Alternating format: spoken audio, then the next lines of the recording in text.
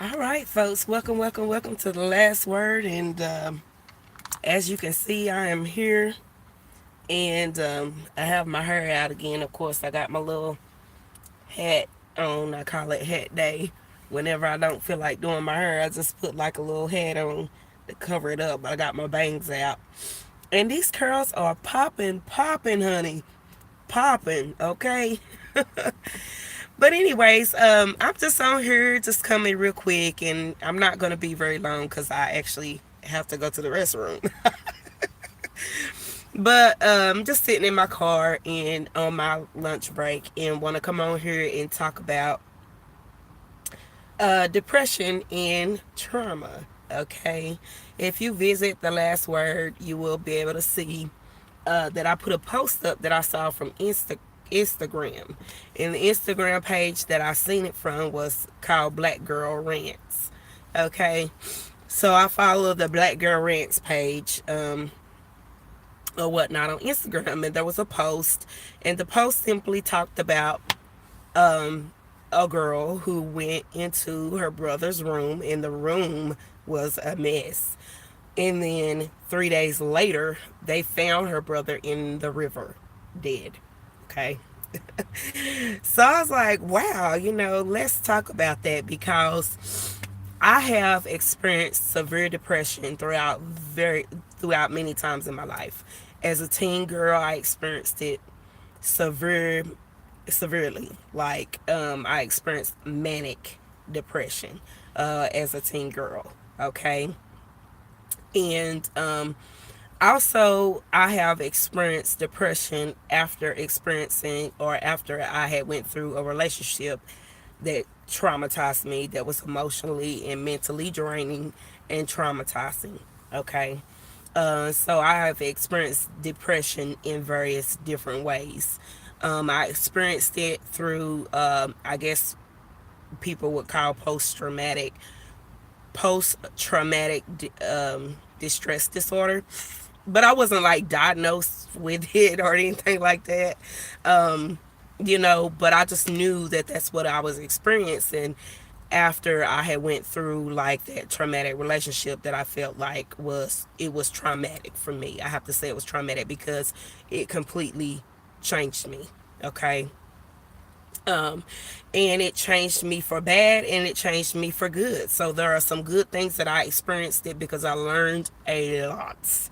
Okay, and you'll probably have to just look at one of my videos where I talked about being single, because I talked about my relationship and different things like that, and talked about being single and different things like that. So, but I just wanted to talk about, do you know the signs of depression and trauma? Do you know the signs? Like this girl that posted, or the Black Girl Rants page that posted, that talked about the messy room, talked about not eating, skipping meals, different things like that. I have went through all of that, and I am just now recovering from that because, like, my house, when I moved into my house, there was a lot of boxes, and I have been in my house now for going on, what is it, 2 years, because it's 2018. I moved in my house in 2016, so it's going on 2 years, and I have just now started like going through boxes and getting the house in order. Like, I didn't just go in and set up house like I normally would. um but a lot of times people don't understand, because in that post, the sister, the brother told the sister, whenever she came into the room and it was just such a mess, he told her that he was depressed. Okay, but she was like, no, you're just trying to make up an excuse. You're just trying to make up an excuse. Excuse me, because I don't have any makeup, chapstick, or lashes or nothing like that on. But she said, no, you're just trying to make up an excuse. And then she found him in the river dead 3 days later. Or not she, but they found him. I guess the authorities or whatnot found him in the river dead 3 days later. So I said all that to say, be aware and stay open to the signs of depression in your loved ones. And when you see things that are not quite the way that they should be, or this person is not the norm, give care and attention to that person. and let them know that you will be there for them in any way that you can, whether it's just a listening ear, whether it's just coming by to help clean up a mess or whatnot. My son has been a help for me with my mess, of course, because he lives there and obviously he should help, and I'm glad he did. But it's not really a child's responsibility to do that, right? Usually, if you move, your mom is the one who makes sure that everything gets set up and all that. But my son has been a major help. Like, I could not straighten out my dining room for nothing. Like, every time I would look at it, it was just a drag, and it wasn't really the dining room. That's the thing. Like, I knew because I'm an intellectual, okay? So, like, in my mind, I knew what was happening with me. I could not seem to do it or get it done because of the traumatic state, or the post traumatic state, I guess I should say, that I'm in, because I'm not in that situation now, but the effects of how that situation affected me, I have not fully recovered from. You understand? Like, people, and but I am recovering slowly but surely. But my son was a major help, because as soon as we cleaned out that dining room, it was like a release off of me, emotionally and mentally. I felt a breather, and I'm still not all the way there, because I still have like the third room that I have to do, and I still have the dining room that I need to straighten up more, and then of course at that point, decorate. But I really probably won't decorate, because I am planning on eventually maybe renting the house out or whatnot, maybe in a couple of years to come, or a few more years to come. I do want to like buy another house and rent, and begin to build, and have a stake in real estate, right? And just kind of build from there, because I have financial goals and different things like that that I want to do to get myself to like a place of financial freedom, right?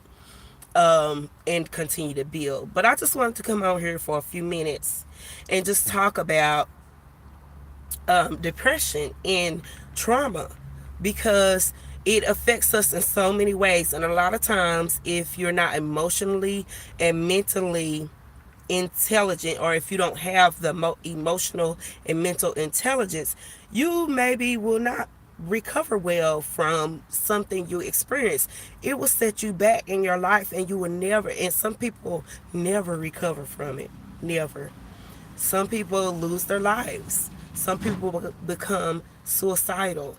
Some people give up. Like, I gave up. I was just like, forget this. I just got up, went to work, went home. I was just like, I just can't. It takes the life from you. You understand? Like, it takes the life from you. But in the path to recovery, in the path to regaining that life, it is a slow process. It's like you're having to rebuild all over again who you are, because you lose yourself in that depression. And some people call it I forget what it's called, but it's like low wave or something like that, low wave energy or something like that, or whatnot. I don't want to get into all that, because I don't know anything about that. I have to do a little bit more research on that. But as a believer, I just allow myself to go through that process, and I pray and I ask God just to help me continue to release it every day, because it can become what is considered a spiritual stronghold. You understand? To where it's like a cycle. You continue to like become depressed, become depressed. And my son, like I have shared before, they have experienced that same thing. But we continue to pray, and I pray with him, during those times when the enemy is really trying to attack, to make him, feel like really depressed. But we both are okay. Like, for someone on the outside looking in, you would think, okay, yeah, they're doing okay. And we are.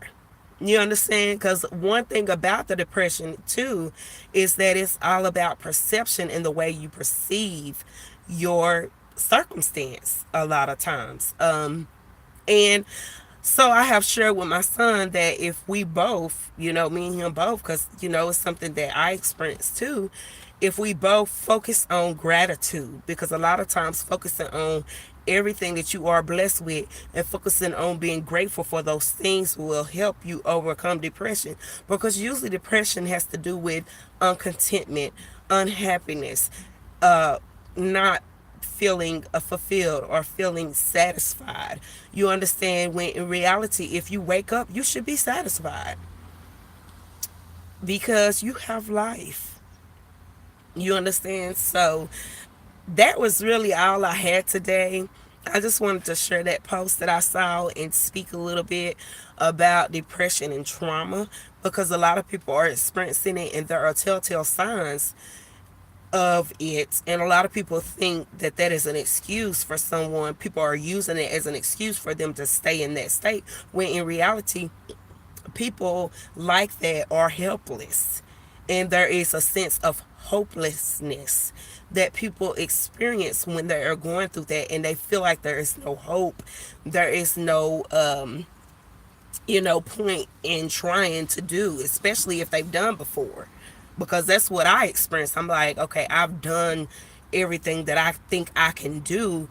I'm just tired of doing and not really for being, seeing the result that I would desire to see, which is, of course, what I wanted to attain in my life that I didn't.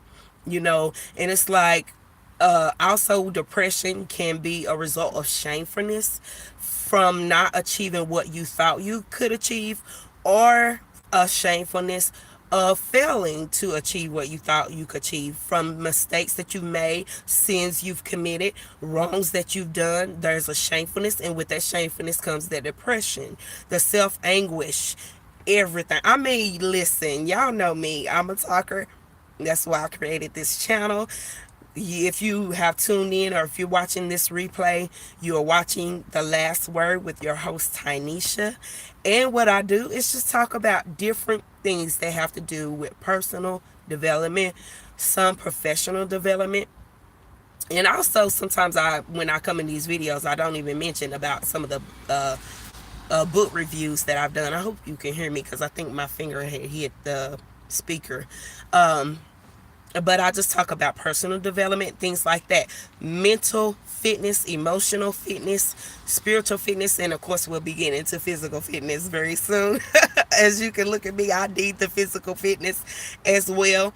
But I talk about my experiences, and I share those things, on my channel, for other people who may have gone through the same thing, and allowing people to see, what, or speaking about what I've went through and how I've dealt with it, and how I'm overcoming it as well at this time, because I am experiencing the post, I guess, traumatic, part of it. But what I did after the relationship I had to create some type of way to have closure for myself, and I did that by going to counseling. A lot of times in, the black community, counseling is like taboo, but I can't say just in the black community. A lot of people feel like, oh no, I don't want to go to a shrink. But I did, because I'm a talker, and a lot of times talking things out has helped me a lot. And I shared with my therapist that I do this channel, and she was like, wow, that's a good thing that you do that. And she had suggested some other things that I could do and get involved with, and I did, go and check those things out, and I probably will continue to do that. But yeah, so basically that's it. Okay, if you know somebody that's experiencing this, if you see somebody experiencing it, if you are experiencing it yourself, I hope this has helped you. Share it with somebody that it can help. And as always, thank you for watching.